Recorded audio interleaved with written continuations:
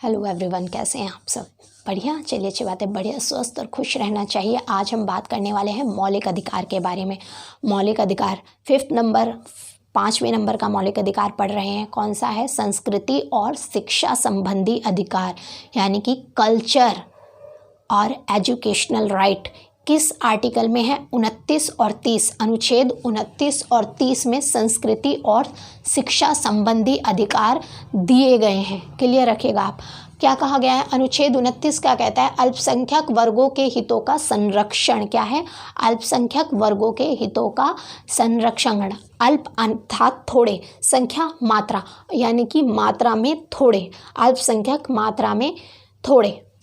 तो अल्पसंख्यक वर्गों के हितों का संरक्षण की बात किस अनुच्छेद में की गई है? आपसे पूछा जा सकता है। अनुच्छेद 29 आर्टिकल 29 में की गई है। अब देखते हैं इसको में दिया क्या गया है।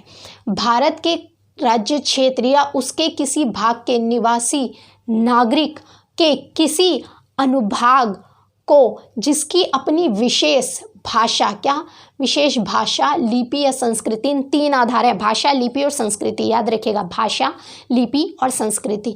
भाषा, लिपि या संस्कृति है उसे बनाए रखने का अधिकार होगा, यानी कि जो माइनॉरिटीज़ हैं, अल्पसंख्यक हैं, उनको अपनी भाषा, उसकी लिपि और संस्कृति को बनाए रखने का आधार होगा। उनको ये राइट है उनका कि वो उसको बनाए रख सकते हैं।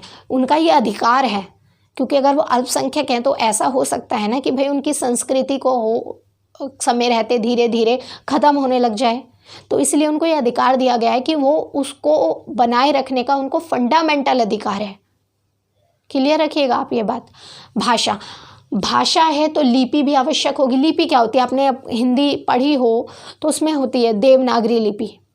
ये मैंने नाम लिखा अपना, करिश्मा। तो ये लिपि, एक लिपि तो होगी लिखने के लिए, भाषा लिखने के लिए एक लिपि की आवश्यकता होगी ना।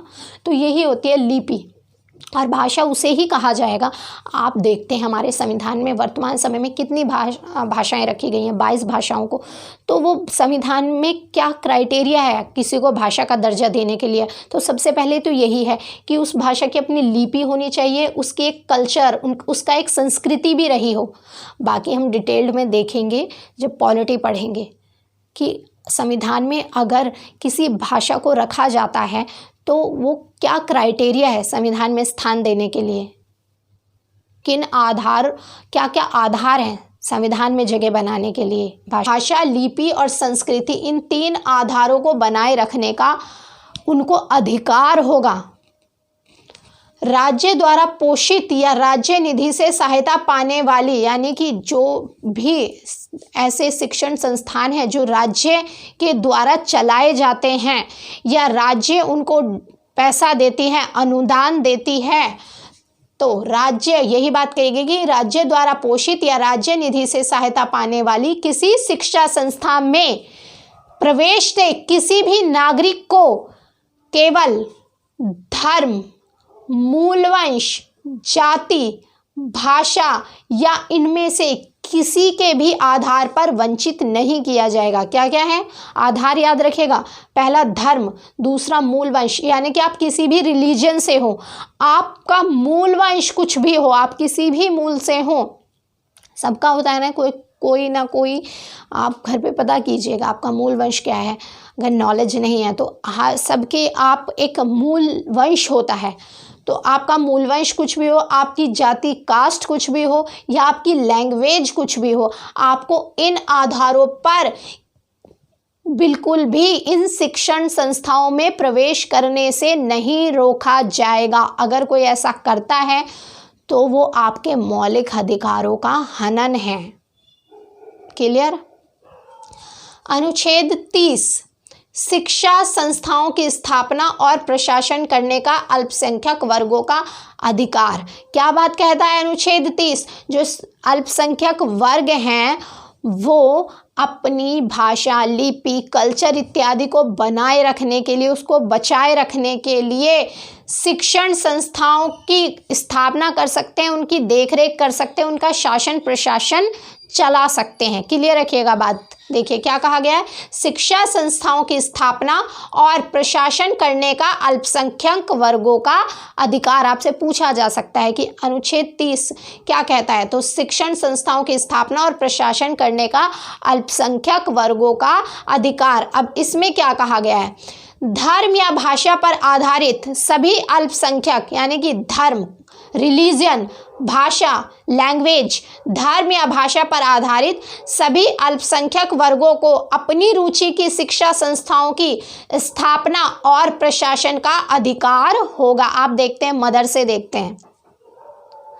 आप, ईसाई धर्म के भी बहुत सारे स्कूल देखेंगे, तो ये क्या है, इसी आधार पर ये स्कूल खोले जाते हैं, इसी अनुच्छेद 30 के तहत ही खोले गए हैं शिक्षण संस्थान।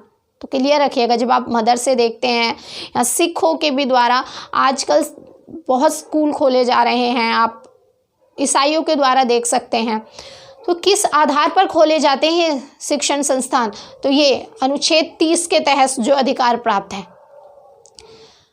अब इसके एक के खंड का में क्या बात कही गई है, खंड 1 में निर्दिष्ट किसी अल्पसंख्यक, यानी कि माइनॉरिटीज, अल्पसंख्यक वर्ग द्वारा स्थापित और प्रशासित शिक्षा संस्था की संपत्ति के अनिवार्य अर्जन के लिए जो उपबंध किया जाएगा, यानी कि अनिवार्य किया गया है ना कि बिल्कुल अगर आप खोलना चाहते हैं, आप अल्पसंख्यक हैं और आप कोई शिक्षण संस्थान खोल सकते हैं, तो इसके लिए बिल्कुल खोला जाएगा। और इसके लिए सबसे पहले ज़रूरत क्या होगी, ज़मीन की, संपत्ति की।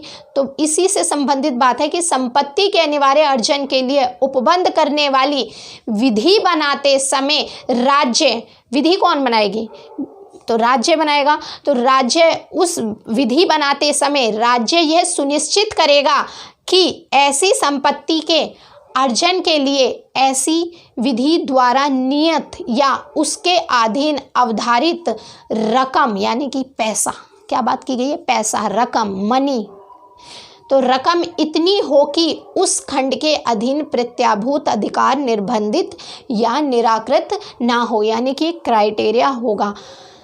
अब वो पहले से ही माइनॉरिटीज़ हैं, तो ये बात कह दी गई है कि राज्य अगर ये ऐसे उपबंध करता है तो इस बात को सुनिश्चित करेगा कि रकम इतनी ज़्यादा ना हो कि उनके अधिकार,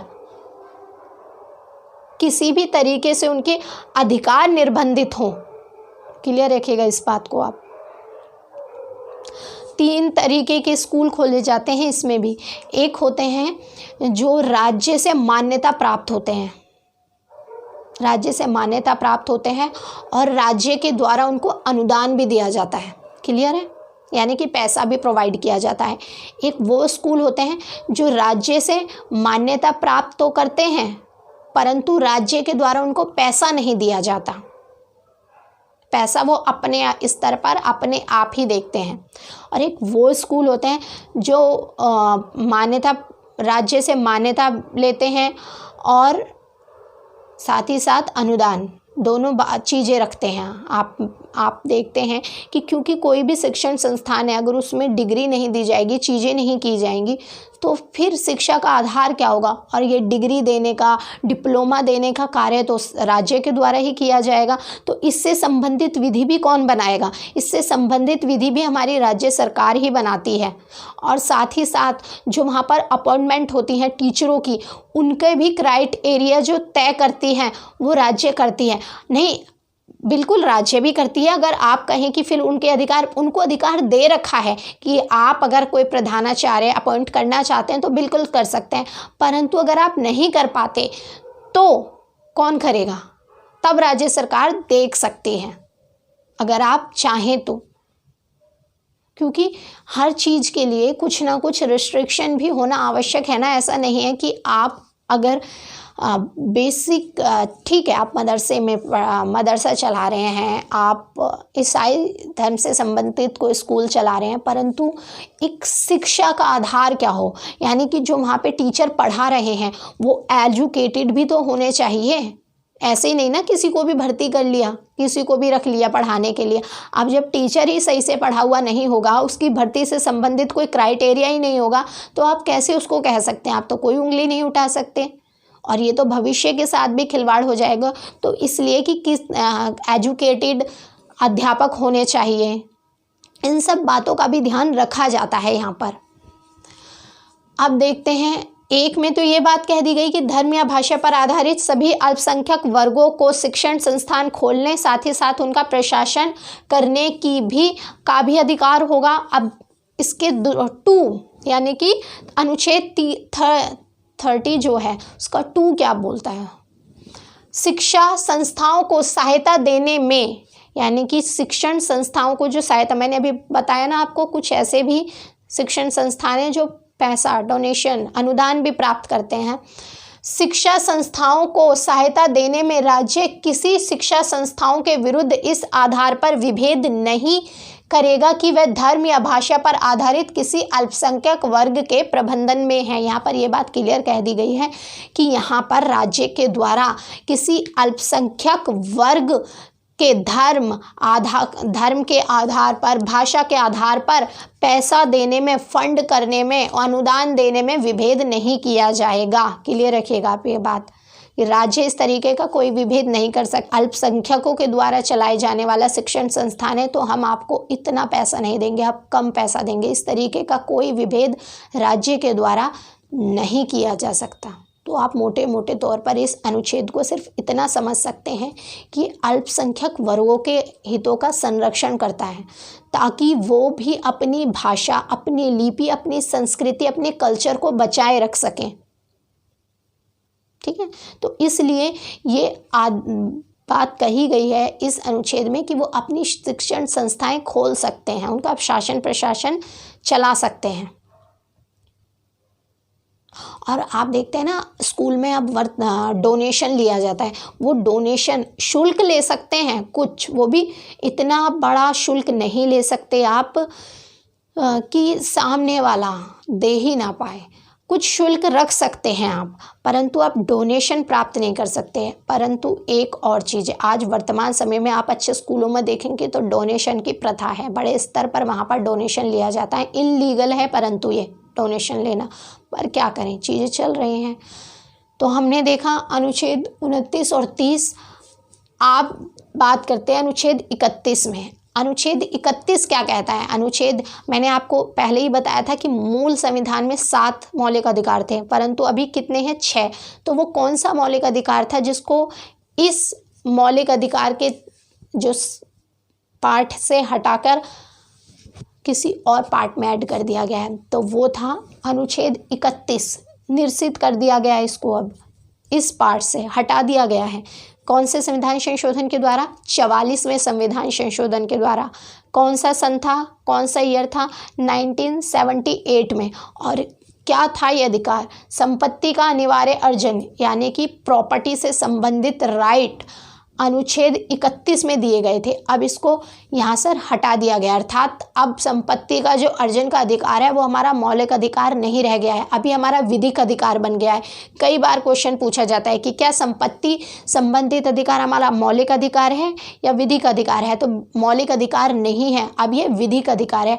अब संपत्ति संबंधी अधिकार 300A, आर्टिकल 300A में रख दिए गए हैं। क्लियर है?